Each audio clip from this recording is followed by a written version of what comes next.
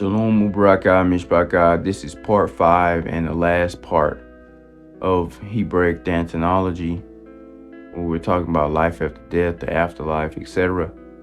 So we're going to be talking about two things in this video: examples of reincarnation in scripture, as well as I'm going to walk you through what happens when a person dies. We're going to go through the journey to see through the eyes of a soul right after they have passed away.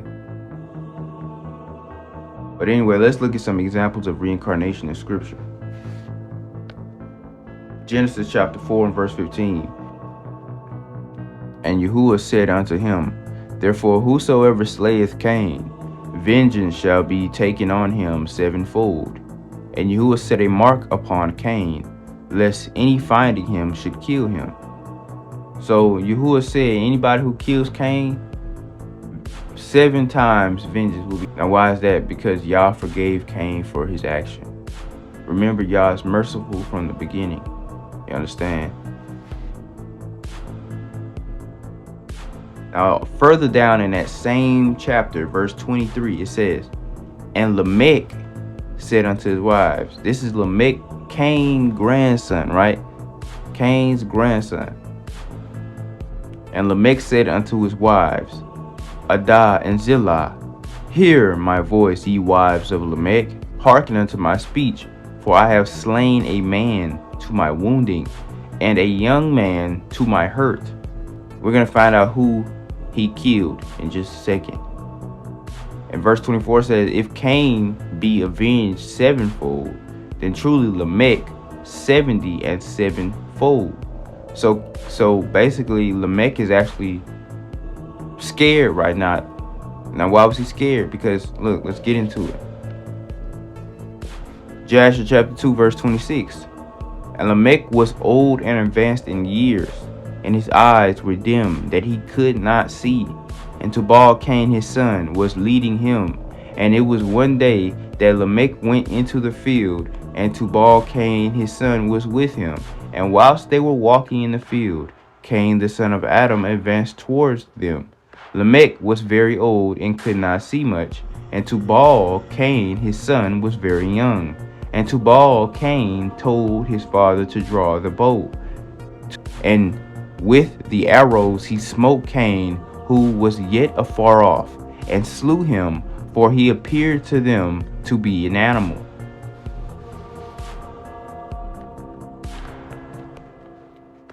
So they thought Cain was an animal. You know what I'm saying? Now this might be due to either the mark that y'all put upon him, it might have changed his appearance, or because back then people simply wore animal skins all over their body. That's just how they dressed. But we don't know. But anyway, all we do know is that they shot Cain. Who shot Cain? Lamech shot Cain, killed him. Look. And the arrows entered Cain's body, although he was distant from them, and he fell onto the ground and died. And Yahuwah requited Cain's evil according to his wickedness, which he had done to his brother Abel, according to the word of Yahuwah which he had spoken. So even though Yah forgave Cain, and even though Yah said, whoever kills you, vengeance will be taken on them sevenfold, Yah knew that Cain would have to be killed for the Alila Ki to be fulfilled. That's just how the wheel rolls, man. You just gotta understand it. And it came to pass, when Cain had died, that Lamech and Tubal went to see the animal which they had slain. And they saw, and behold, Cain their grandfather was fallen dead upon the earth. And Lamech was very much grieved at having done this, and in clapping his hands together, he struck his son and caused his death. So Lamech realized that he just killed his grandfather, and he knew about the curse. He knew about whoever kills Cain, sevenfold vengeance will be taken on him. He knew about that. But he thought that Cain was an animal, and his son Tubal Cain told him to shoot. So get this.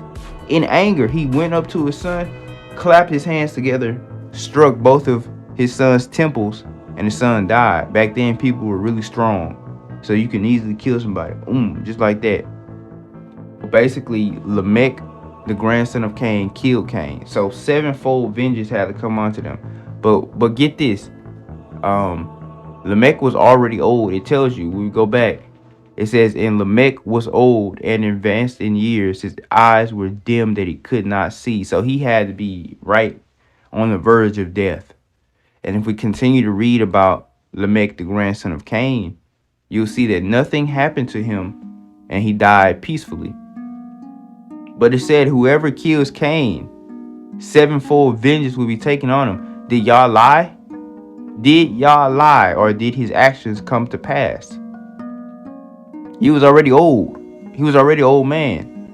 So he was gonna die anyway. So did y'all lie? He said, whoever kills Cain, sevenfold punishment will come to them. Did y'all lie? Just not in this life.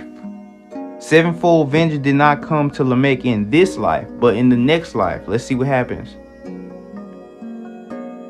In Genesis 5, it says, and Lamech lived after he begat Noah. So this is Lamech, the son of Seth, because there were two Lamechs on the side of Cain. Cain begat Enoch. Enoch begat Ered. Ered begat Mahuyael. Mahuyael begat Methusael, and Methusael begat Lamech. This is the son of Cain. Now on the side of Seth, Seth begat Enos. Enos begat Canaan. Canaan begat Mahaliel. Mahaliel begat Jared, and Jared begat Enoch the righteous. Enoch the righteous begat Methuselah, and Methuselah begat Lamech, the son of Seth. So there was a Lamech the son of Cain, and there was a Lamech the son of Seth. After Lamech ben Cain died, Lamech ben Seth was born. You understand? So with that being said,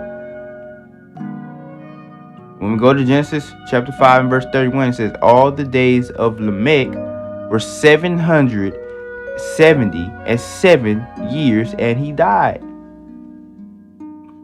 This is Lamech, the son of Seth, not Cain this time. Now, why is that important that he lived 777 years total? Because y'all said that whoever kills Cain, sevenfold punishment will come to him. And then Lamech, after he killed Cain, said, if Cain should be avenged sevenfold, then surely Lamech 70 and sevenfold. That's what he said out of his own mouth.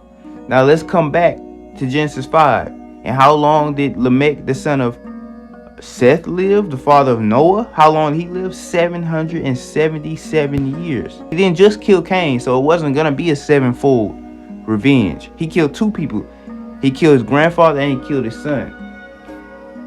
And by the way, that was his only son, so his entire bloodline was wiped off the earth. Lamech, the son of Cain, reincarnated as Lamech, the son of Seth, and he lived to be 777 years. Now you be like, well, how is that a punishment? How is that a punishment? Because as we can see in Jasher chapter 4 and verse 5, this was during the days of Lamech, grandson of Seth, by the way. It says, and the Lord was exceedingly wroth against them, and the Lord continued to destroy the seed in those days, so that there was neither sowing nor reaping in the earth. For when they sowed the ground in order that they may obtain food for their support, behold, thorns and thistles were produced, which they did not sow. So they were going through it. There was barely any food even for them to eat. And this was during the generation of Lamech, the grandson of Seth. When we go into Jasher chapter 4 and verse 14, it says, and Methuselah called his name Noah, saying the earth was in his days at rest and free from corruption. Right? Methuselah was prophesying through naming his grandchild by saying when this man is born, throughout his life the earth will be at rest and at peace. And that eventually came to pass in the later years of Noah. When Noah was about to die, the whole earth was in righteousness, peace. But Lamech, it said this is what Lamech named Noah. This is Lamech. This is Noah's father. This is Noah's real name. And Lamech, his father, called his name Menachem, saying, "This one shall comfort us in our works and miserable toil in the earth, which God had cursed." So Lamech was miserable. Noah's father was miserable. He says, "He shall comfort us in our works and our miserable toil." So pay attention to that. Every day of Lamech's life was hard and difficult. There was no fruit growing freely on the earth anymore because they were kicked out of Eden. He had to hunt to survive. He had to eat the bush fruit, whatever he could find. It was a hunter-gatherer society. And that's hard. That's a hard way of living. But it was really hard because the ground was cursed at the time more than it was before. And then on top of that, they were oppressed by the Nephilim. Don't forget about them. Don't forget about the Nephilim that were oppressing them and chasing them around the earth. If they seen signs of the Nephilim, they had to leave wherever they was at and they had to flee. If they was walking hunting for an animal and they saw a big ass footprint in the ground, they said, "Oh hell no!" They had to get their whole family and leave. The Nephilim was eating people. This time period that they were living in was not good. Why do you think y'all had to send a flood on the earth? So yes, Lamech was going through it. He wasn't living happily or peacefully. No, he was not. So all 777 years of Lamech's life was pure hell. And that's what Lamech had to go through as a result of what he did in his past life. Back then they were dealing with angels. Fallen angels were giving them knowledge. You know what I'm saying? And a lot of the times, a fallen angel will come to a pregnant woman and say, "Look, this is who he was in his past life." And then they'll name him after that. They were giving them knowledge of things that they did not need to know. And reincarnation can flip bloodlines. You can have a reincarnation from the line of Cain go into Seth. Reincarnation does not only deal with one bloodline. It can be cousins, but it will deal with one nation as long as it's the same like ethnicity. But it can switch over to cousins and third cousins, but it's not gonna be a straight line. That's not how reincarnation works. And it's not gonna be a whole different ethnicities on the other side of the world. That's not how it works either. So the soul actually has to have a match to the spirit, because the soul and the spirit is not the same thing. Understand where your spirit comes from. Your spirit is basically directly from your father, and it actually changes through life due to your personality and your experiences. Your soul always stays the same. The soul that you have has been here since it was first created. Your spirit changes, and it is also affected by genetics as well. That's why you have more Caucasians becoming psychopaths than Negroes becoming psychopaths, because we have two different spirits on us genetically.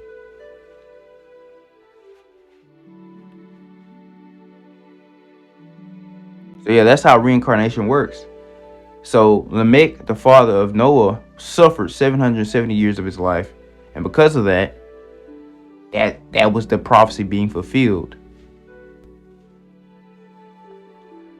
Now we go to the book of Job and read Job chapter 1 and start at verse 2. It says, "And there were born unto him 7 sons and 3 daughters. His substance also was 7,000 sheep." Pay attention to these numbers. "And 3,000 camels, and 500 yoke of oxen, and 500 she-asses, and a very great household, so that this man was the greatest of all the men of the east." All right, so Job was a rich man because Yah had blessed him. Now let's pay attention.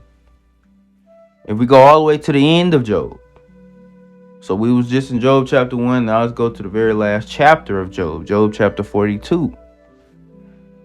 "So Yahuwah blessed the latter end of Job more than his beginning, for he had 14,000 sheep and 6,000 camels, and 1,000 yoke of oxen and 1,000 she asses. So basically, y'all doubled everything that Job had. Remember what happened to all those animals? They all died. All those animals died.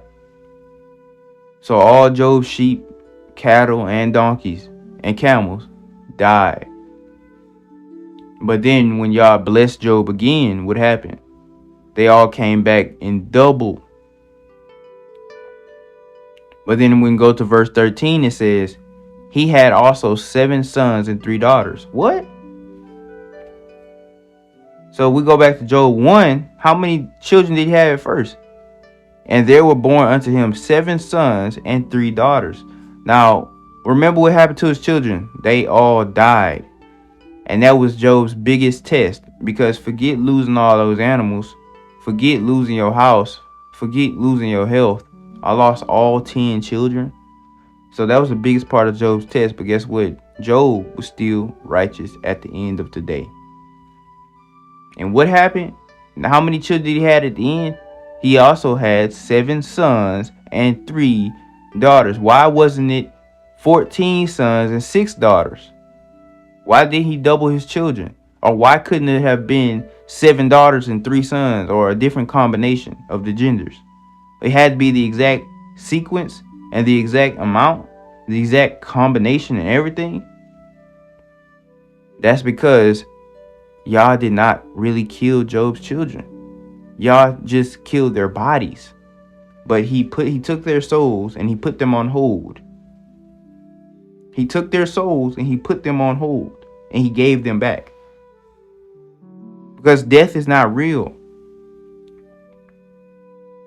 Unless you're wicked. But Job's children were not wicked. Job's children were upright. Well, they wasn't necessarily upright. Job had to make burnt offerings for his children all the time. But they were not wicked. You understand? So with that being said, yes.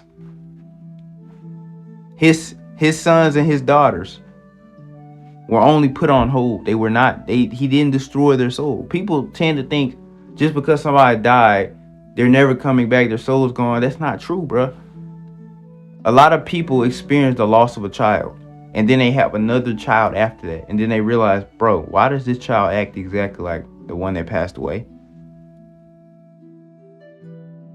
Instinctively, people know about reincarnation. They know it's real. And that's why you probably know somebody who lost a child, and then the next child, they gave it the same name, right? It happens because people instinctively know about this stuff. The only thing that Job lost when it came to his children was the time that he could have had with them. You understand? But he did not lose his children. He only put them on hold. They were on vacation somewhere, technically, but they came right back as babies again. So he got to experience that bond again. You understand? And it made Job live a very long life. When you have babies at an old age, trust me, you're going to live for a long time. And if you're a person who lost a child, may they rest in peace. But guess what? May they also return. When you have another child of that same gender, because reincarnation, you don't change genders, because your soul is either a feminine or a masculine energy. Whenever you have that another child of that same sex, that's them. They came back.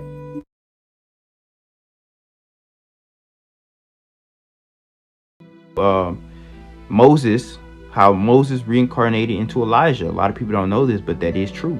Moses was perfect, but then he sinned, because instead of making water come out the rock in the way that Yah commanded him, he made water come out the rock in the way that he wanted to make water come out of the rock. It was an egotistical move, and he wanted people to see him striking the rock. If he spoke to the rock, all the people out in the distance would not see him speaking to the rock. Yah would get all the glory. But if Moses hit the rock, people far off in the distance will see Moses hitting the rock. So he would get more glory. So Moses said, oh, let me get some more glory. A lot of people think it's because Moses was angry, but the text does not say Moses was angry. Moses simply went on a power trip for a second. Yah specifically said, speak to the rock. But he said, I want all these people to see what I'm about to do. You know what I'm saying? I want all these people. And then right before he said, watch us get water out of the rock. He was talking about Moses and Aaron. He said, watch us get water out of the rock. So he said, watch us get water out of the rock. Basically indicating it's not y'all, it's going to be us. Which was an ego move. And that's what made Moses mess up. A lot of people don't know that. Moses was perfect other than that, though. He was like going to be like a Zadik Panim, for real. A perfectly righteous individual. For his lifestyle, he was a very humble person because Moses was the prince of Egypt, the king of Cush, and the leader of Israel. So he was always in leadership position his entire life. He was always in authority position his entire life. So, but with that being said, he still was the most humble person on earth. And that's why he stood out to Yah so much. You know what I'm saying? But anyway, so let's compare Moses and Elijah for just a second. You'll see that Elijah is indeed just Moses that got to come back and correct himself. So here's the thing. Moses was prince of Egypt, king of Cush, and leader of Israel. However, Elijah had absolutely no political power. This is probably because the political powers what got to Moses' head, causing him to mess up the first time. So y'all probably gave Elijah, Moses' reincarnation, no political power, so he doesn't make that same mistake. And also, Moses showed Egypt that Yah is the superior God. But guess what? Elijah showed Israel that Yah is the superior God. How did he do that? He literally he made a wet sacrifice, and he took fire. He literally built an altar, put a bull on the altar, and poured water over the bull 7 times. Got the bull all wet. And then he told Yah to make fire come out of heaven and burn the sacrifice. And he did it. But the Baal worshippers could not do anything like that. In fact, they couldn't even get a piece of smoke. They sacrifice was just sitting there. Also, Moses led Israel out of captivity. We all know about that. That's, basic biblical understanding. However, Elijah, did you know Elijah prevented Israel from going into captivity? Because this was actually Israel's most wicked time. But they did not go into captivity after. Why is that? Because of one man, Elijah. Elijah reunited the hearts of Israel back to Yah. He reunited the hearts of Israel back to Yah. What was going on was the Baal worshippers of Israel were corrupting our traditions. They were getting rid of the priests. They were actually murdering the priests. They were killing the prophets. And they were getting rid of as many people who proclaimed Yah as possible. And what they were about to do, if Elijah didn't pop up when he did, what they were about to do is burn all the Torah scrolls and get rid of Torah out of history. We would not have the scriptures if it wasn't for Elijah. Elijah was one of the most important men to exist in the Torah Tanakh. A lot of people don't know that. He's very underrated. Yes, that's why he's going to return. That's why he's going to return and do the same thing. Return the hearts of the children to the fathers. Return the children of Israel back to Yah. Also, Moses was very known for splitting the Red Sea. Everybody knows about that. But guess what? Did you know Elijah split the Jordan River? Yeah. Okay, now get this. Moses talked to Yah from Mount Sinai. Elijah also talked to Yah from Mount Sinai. There was only 2 people in Torah Tanakh history to be able to talk to Yah from Mount Sinai. And that was Moses and Elijah. Only 2 people. Did you know Moses fasted for 40 days and 40 nights? And Elijah also fasted for 40 days and 40 nights? Now get this. Moses built 12 pillars of stone and an altar for Yah and for Israel. But guess what? Elijah built an altar of 12 stones for Yah and for Israel.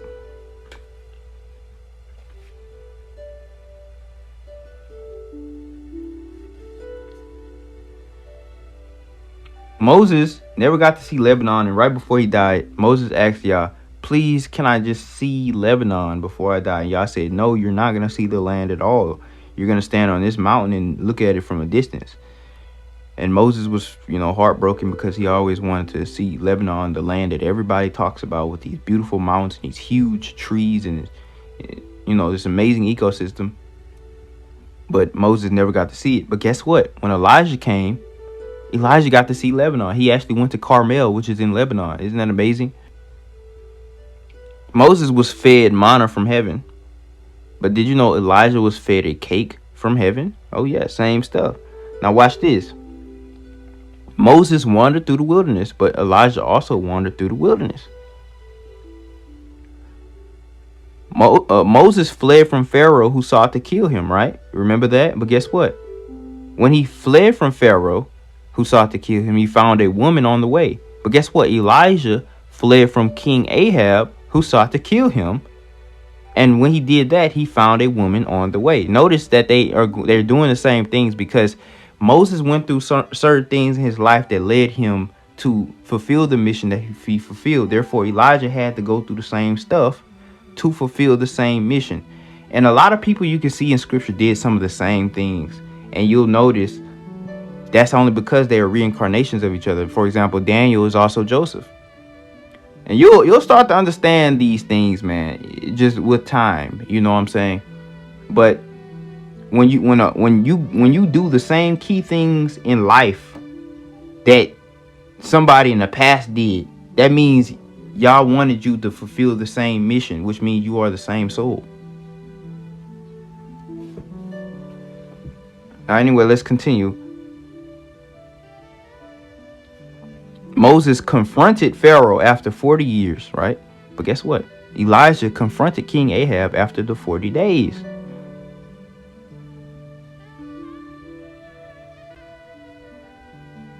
Moses put his spirit on Joshua before he died. And guess what? Elijah put his spirit on Elisha before he ascended.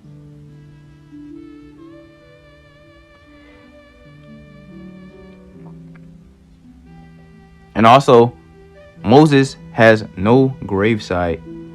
Just like I said, nobody knows where he was buried. But guess what? Elijah has no gravesite either, because he did not die. He ascended into heaven because he fulfilled his purpose. And he was 100% high vibrational. He was 100% righteous. There was no sin found in him at all. So he did what he was supposed to do. He succeeded, and he ascended to heaven. So also, what about David, right? David was perfect, but then he sinned. He messed up. So what happened to him in his past life? What happened to him in his afterlife?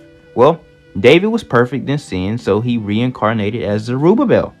So let's talk about that. Let's prove that, because a lot of people say, "Oh, he's just saying stuff. He's just saying stuff." Nah, this is real, right? So let's look at these prophecies for just a second. Isaiah chapter 11, verse 11. It says, "And it shall come to pass in that day that Yahuwah shall set his hand again a second time to recover the remnant of his people, which shall be left from Syria and from Egypt and from Pathros and from Cush and from Elam and from Shinar and from Hamath and from the islands of the sea. And he shall set up an ensign for the nations, and shall assemble the outcast of Israel, and gather the dispersed of Judah from the four corners of the earth." Now, the ensign to the nations is David. David is going to be connected to all the officials, the government officials, the kings, and all around the world. And he's going to be telling people, commanding people to send the children of Israel out of those countries into this one spot and gather them. Now, in Isaiah chapter 40 and verse 3, it says, "The voice of him that crieth in the wilderness, prepare ye the way of Yahuwah, make straight in the desert a highway for our Elohim. Every valley shall be exalted, and every mountain and hill shall be made low, and the crooked shall be made straight, and the rough places plain." So what does that mean? That means when we go back into the land, when we are gathered and we have Exodus 2.0, the second Exodus, guess what? The wonders that we're going to see are going to be amazing. If we're going to walk in a straight line from our gathering place to Jerusalem, and any mountain that's in our way, guess what, man? It's going to collapse. Any valley that's in our way is going to rise. Any canyon that's in our way is going to rise. And we're going to see the earth just change around us. The new heaven and new earth just forming around us. The mountains are collapsing. The valleys are rising. It's just going to happen right in front of us, in front of our faces. We're going to see it. It's like, wow. And we're not going to have to go around the mountain. We're just going to walk right over, because it's going to be made flat right in front of our faces. Who's going to be leading these children of Israel through this Exodus? David. David is going to be leading them through the wilderness. It says in Jeremiah chapter 30 and verse 8, "For it shall come to pass in that day, saith Yahuwah of hosts, that I will break his yoke from off his neck, and burst thy bonds, and strangers shall no more serve themselves of him. So this is the end of this captivity, right? They shall serve Yahuwah their Elohim and David their king, whom I will raise up unto them. So right after we get out of captivity, we're going to serve Yahuwah our Elohim and David our king. So David's going to be with us at this time. Now watch this, guys.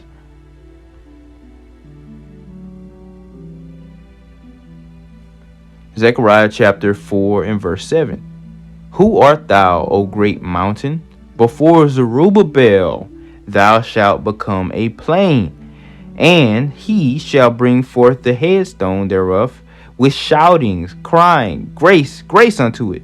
Now when it says he shall bring the headstone thereof, that's talking about he's going to be the one that's going to build the new temple, right? Just like the Zerubbabel in the last life, he built the second temple, right? Well, in this life that he's going to come back, he's going to build the temple. Just like David was supposed to build the first temple, but y'all said David had too much blood on his hands, which means that David had too many enemies. So if David were to build the temple, that could have been a distraction. And the enemies could have came in and fought against Israel, or those enemies could have destroyed the temple. So y'all had to wait until Solomon killed all of David's enemies and then established 100% peace in Israel. And then Solomon was the one who built the first temple, but it was really supposed to be David. But David had too many enemies. He was too focused on, getting rid of them. So a part of David's mission originally was to build the temple, but he could not. Too many enemies. Too many people hated him. When Zerubbabel came, he was the one that rebuilt the temple. He didn't have too many enemies. You see how that works? Zerubbabel is going to come again. And that's going to be the same soul that was in David. He's going to build the temple up again. At this time, Zerubbabel is going to have a lot of enemies. But it's not going to matter because Yah is literally going to be with us. And nobody's going to even think about fighting at that time. Until a few years later.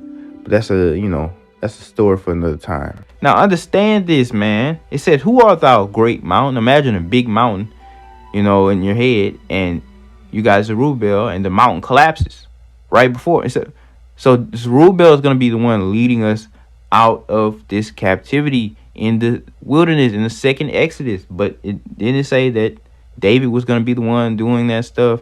He's going to be our king. Guess what? David and Zerubbabel are what? The same soul. Now let's look at this scripture. Haggai chapter 2 and verse 21. It says, speak to Zerubbabel, governor of Judah, saying, I will shake the heavens and the earth, and I will overthrow the throne of kingdoms, and destroy the strength of the kingdoms of the heathen. And I will overthrow the chariots and those that ride in them, and the horses and their riders shall come down, every one by the sword of his brother. So it's talking about the kingdoms will collapse. The kingdoms of the earth will collapse, and there's going to be a great war. Did that happen yet? No. So this is a future prophecy.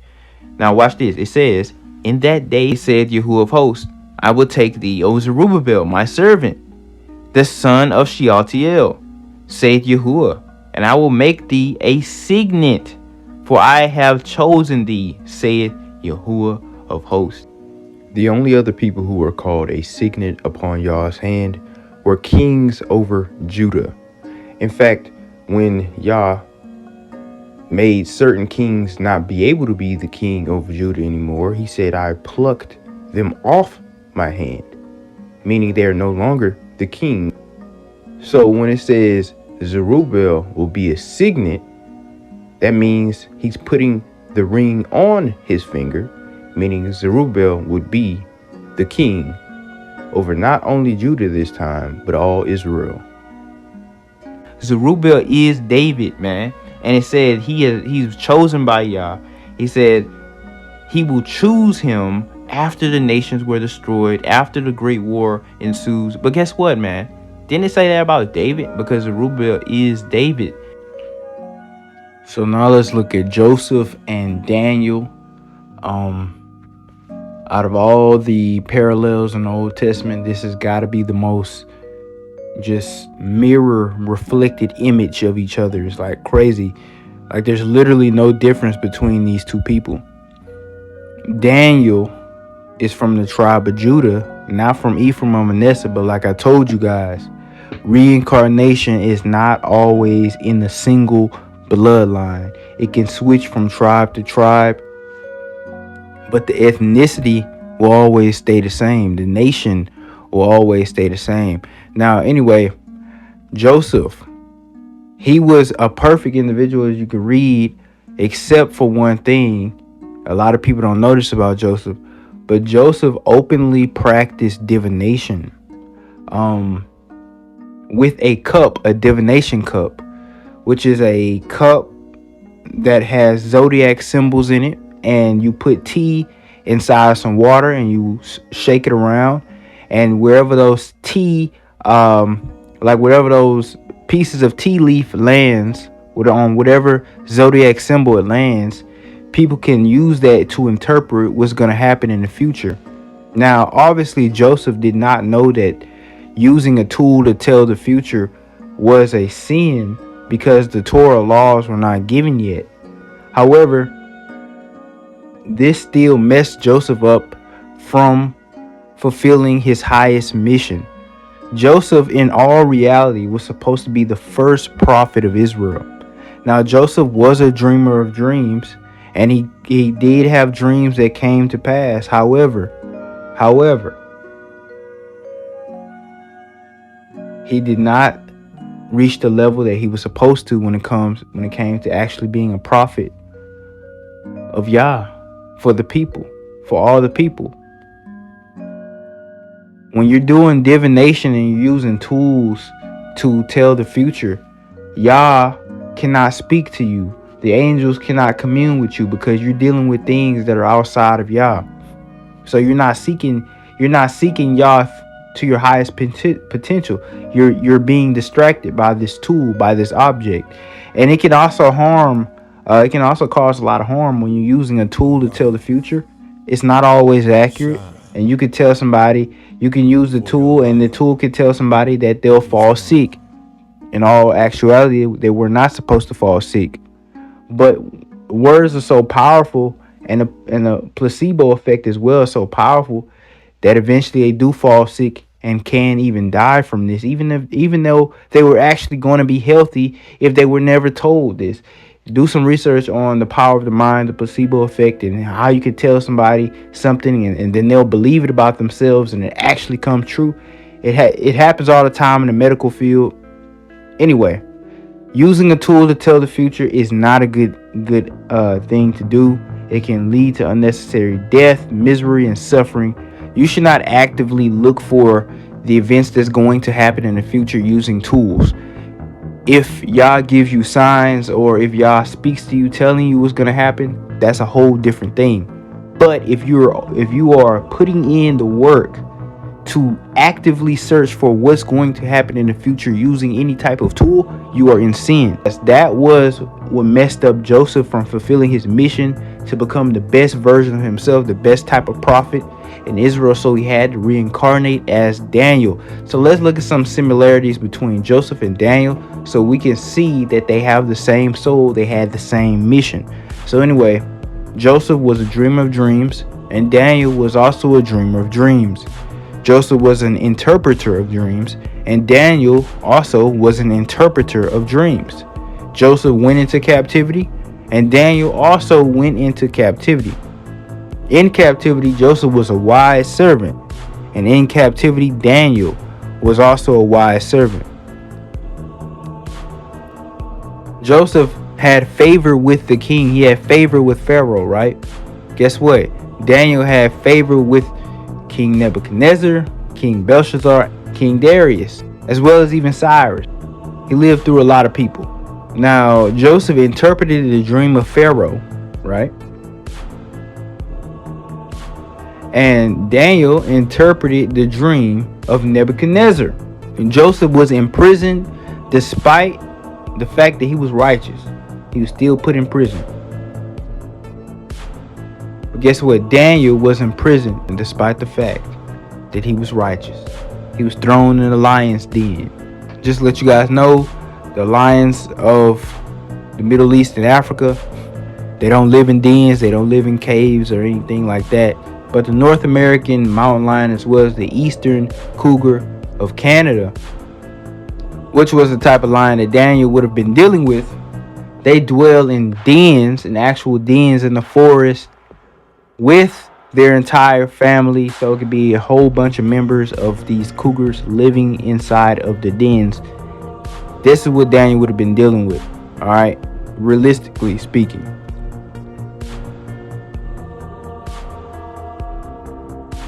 Now, but even though they were both in prison, they were exalted afterwards. Both of them. They both went through the same exact stuff. Reincarnations. This is a reincarnation, guys.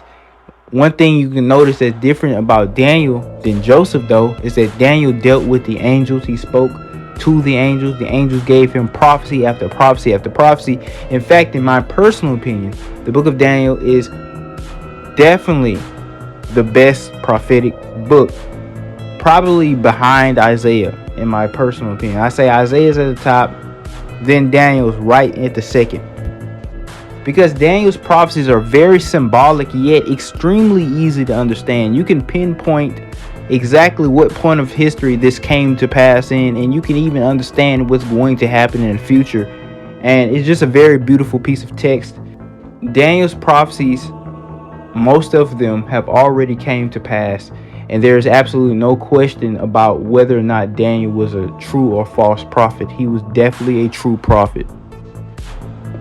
He was one of the only people in scripture to actually speak to the angels and know them by name, which is one thing that people use to disqualify Daniel from actually being a true book.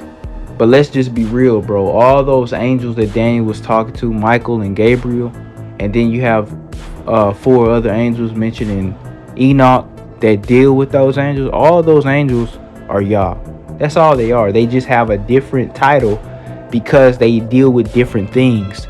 Remember, like I told you, Yah is not a singularity, so there is not just one body of Yah. Yah doesn't even have a body.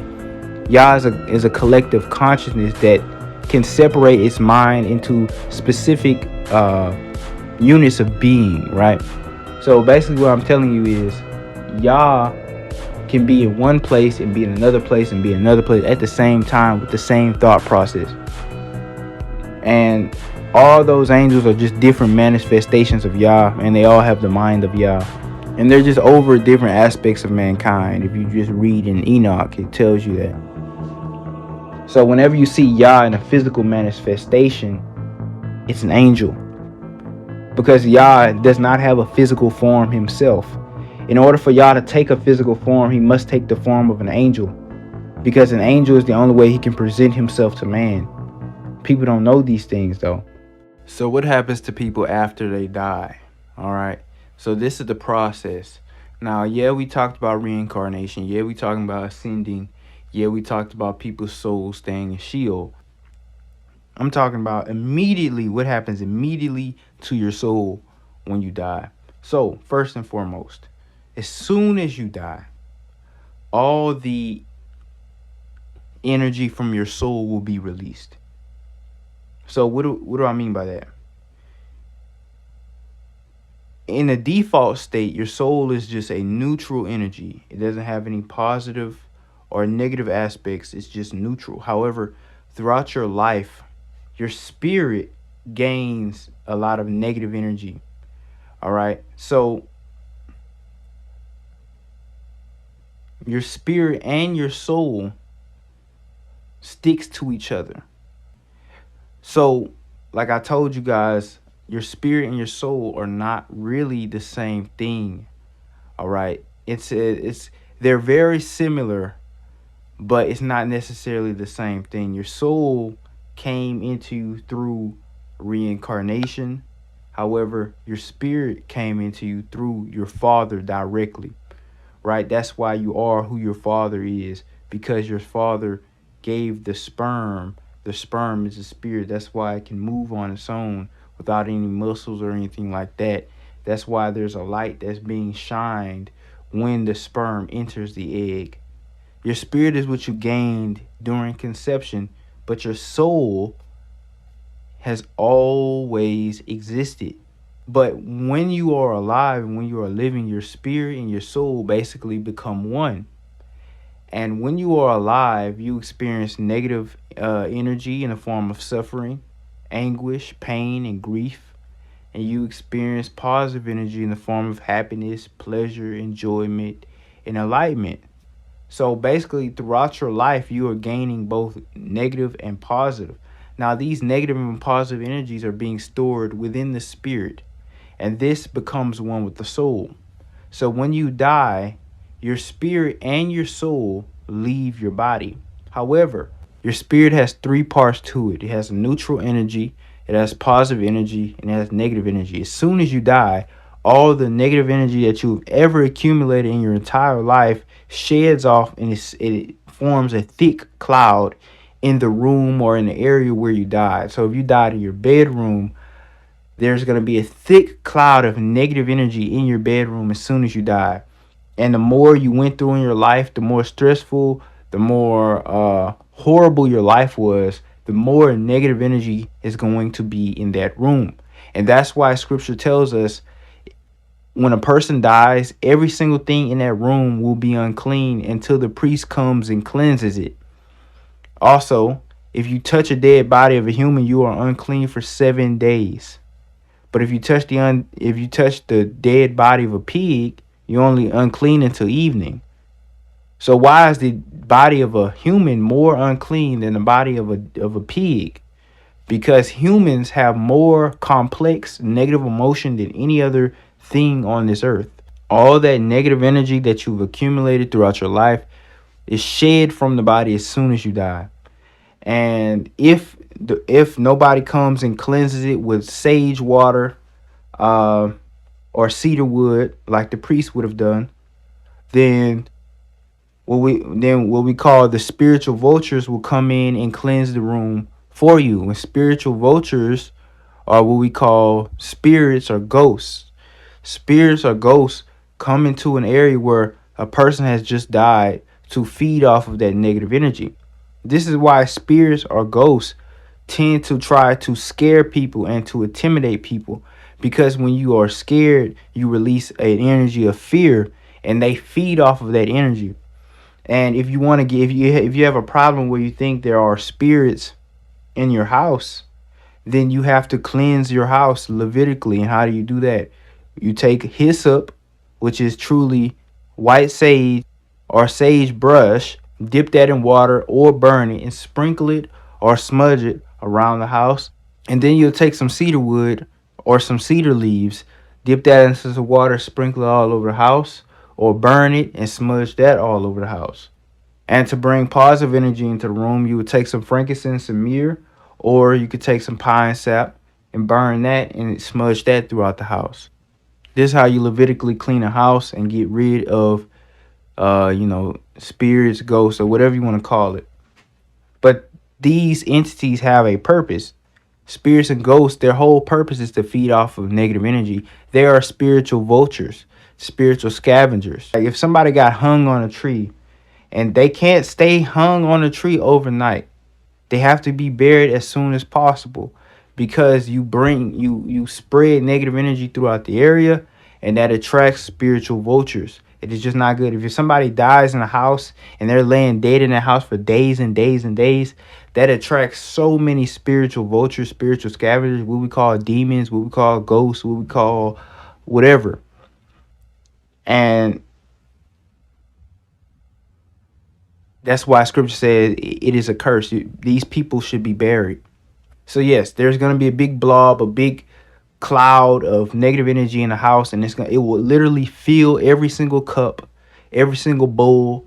It will cover every sheet, all the entire layer of the wall, the ceiling, everything in the house where a person died. Full of negative energy, full of all the trauma you felt in your life. It's gonna be there, and if you touch it, you'll be unclean, or Levitically, what we call tuma or tame, which simply means low vibrational, for 7 days. It'll collapse your aura if you go around it. That's what happens to the negative energy. So what happens to the neutral and the positive energy of the soul and spirit is that floats directly into the air as soon as you die. and it floats directly into the air and it goes to the heavens. As it says in the book of Ecclesiastes, the spirit of man, when he dies, it goes up to God. So this spirit of man, it contains the soul, and it also contains the positive energy of the spirit, as well as the neutral energy of the spirit and the neutral energy of the soul.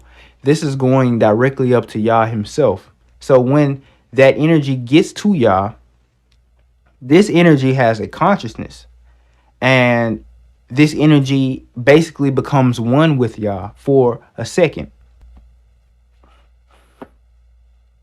The positive energy of the spirit has a mind of its own, and it will become a part of Yah. For a second, you will be all knowing. You will have the feeling of Yah, and there will be no negative emotion. It will also be completely happy because you are yourself positive energy, and you become one with Yah himself. That's why a lot of people, when they have near death experiences, they say they became one with the source, and they felt nothing but love, and they felt nothing but happiness. They were basically just one with God at that moment. But that's only because they were in the beginning stages of their near death experiences. If they were to stay dead, they would have known that basically what is going on is only the positive energy of your spirit becomes one with Yah, because Yah himself basically eats your positive energy. That's what Yah eats. If you ever wonder what does Yah consume, what does he eat? He is simply eating the positive energy of everybody and everything's soul after it dies. And it's not that he's eating it to nourish himself. He's eating it as a form of recyclement throughout the universe. But that's a whole different story. So anyway, Yah consumes the positive energy of the spirit. And this positive energy of a spirit has a consciousness of its own.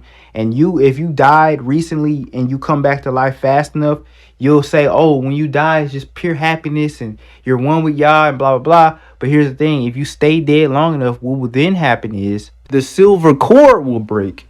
And Solomon talks about the silver cord in the book of Ecclesiastes.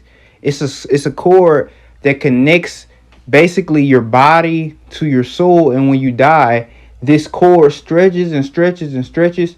Sometimes it snaps before your soul enters the heavens. Sometimes it stays intact when your soul enters the heavens.